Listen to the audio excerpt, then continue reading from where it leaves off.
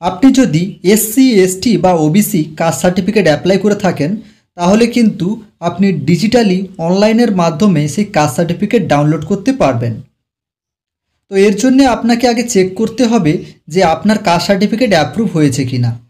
যদি আপনার caste certificate approve হয়ে থাকে তাহলে কিন্তু আপনি অনলাইনের মাধ্যমেই ডিজিটাল কাস্ট সার্টিফিকেট ডাউনলোড করতে পারবেন। আর যদি আপনার কাস্ট সার্টিফিকেট অ্যাপ্রুভ না হয় তাহলে আপনি কিছুদিন ওয়েট করবেন।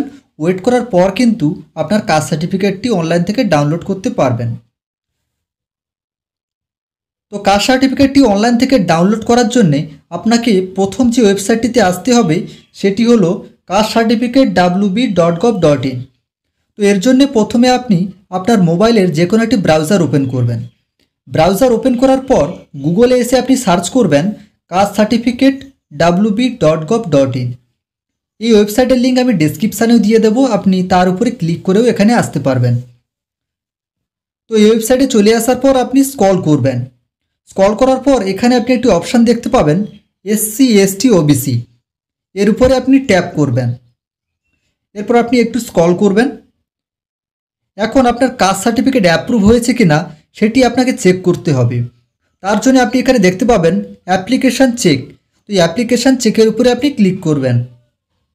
আপনি যে কাস্ট সার্টিফিকেটটি অ্যাপ্লাই করেছিলেন, অ্যাপ্লাই করার পর আপনাকে যে অ্যাকনলেজমেন্ট স্লিপটি দেওয়া হয়েছিল সেই অ্যাকনলেজমেন্ট স্লিপের মধ্যে একটি অ্যাপ্লিকেশান নাম্বার রয়েছে। সেই অ্যাপ্লিকেশান নাম্বারটি এখানে আপনি ইনপুট করবেন। তো অ্যাপ্লিকেশান নাম্বারটি এখানে ইনপুট করে নেওয়ার পর আপনাকে এটি সার্চ করতে হবে। সার্চ করার পর এখানে আপনার সামনে অ্যাপ্লিকেশান নাম্বার চলে আসবে। আপনি যে ব্যক্তির নামে অ্যাপ্লাই করেছিলেন সেই ব্যক্তির নেম এখানে আপনি দেখতে পাবেন। কত তারিখে আপনি কাস্ট সার্টিফিকেটের জন্য অ্যাপ্লাই করেছিলেন সেই তারিখটি এখানে আপনি দেখতে পাবেন। এছাড়া আপনি কোন কাস্টের জন্য অ্যাপ্লাই করেছিলেন সেই কাস্টটি এখানে আপনি দেখতে পাবেন। যে ব্যক্তির নামে কাস্ট সার্টিফিকেট অ্যাপ্লাই করেছিলেন তার বাবার নাম এখানে দেখতে পাবেন। এরপর আপনি সাইডে স্ক্রল করবেন। তো এরপর এখানে যদি আপনার কাস্ট সার্টিফিকেটের স্ট্যাটাস অ্যাপ্রুভ থাকে তাহলে কিন্তু এখানে আপনি কাস্ট সার্টিফিকেট নাম্বারও দেখতে পাবেন। আর এখানে যদি আপনার কাস্ট সার্টিফিকেটের স্ট্যাটাস অ্যাপ্রুভ না থাকে তাহলে আপনি কিছুদিন ওয়েট করবেন। ওয়েট করার পর কিন্তু এখানে স্ট্যাটাস অ্যাপ্রুভ হয়ে গেলেই আপনি কাস্ট সার্টিফিকেটটি ডাউনলোড করতে পারবেন। এখন যদি আপনার কাস্ট সার্টিফিকেটের স্ট্যাটাস অ্যাপ্রুভ থাকে তাহলে আপনি এই কাস্ট সার্টিফিকেটের নাম্বারটি কপি করে নেবেন। এরপর আপনি আবারও হোম পেজে চলে আসবেন এবং একটু স্ক্রল করবেন।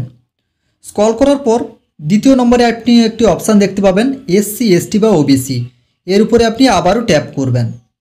এরপর আপনি আবারও স্ক্রল করবেন। একদম নিচেই আপনি দেখতে পাবেন ডাউনলোড সার্টিফিকেট।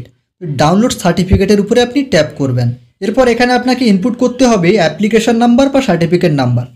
আপনার কাছে তো অলরেডি অ্যাপ্লিকেশান নাম্বার থাকবে, আর আপনি যখন কাস্ট সার্টিফিকেটের স্ট্যাটাস চেক করবেন তখন যদি আপনার কাস্ট সার্টিফিকেট অ্যাপ্রুভ হয়ে থাকে তাহলে কিন্তু আপনি সার্টিফিকেট নাম্বারটিও দেখতে পাবেন। তো এখানে আপনি অ্যাপ্লিকেশান নাম্বার বা কাস্ট সার্টিফিকেট নাম্বার আপনি এখানে লিখবেন।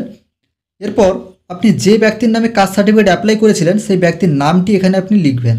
তো এখানে অ্যাপ্লিকেশান নাম্বার বা কাস্ট সার্টিফিকেট নাম্বার এবং যে ব্যক্তির নামে কাস্ট সার্টিফিকেট অ্যাপ্লাই করেছিলেন সেই ব্যক্তির নেম এখানে লেখার পর আপনি ডাউনলোড সার্টিফিকেটের উপরে ক্লিক করবেন।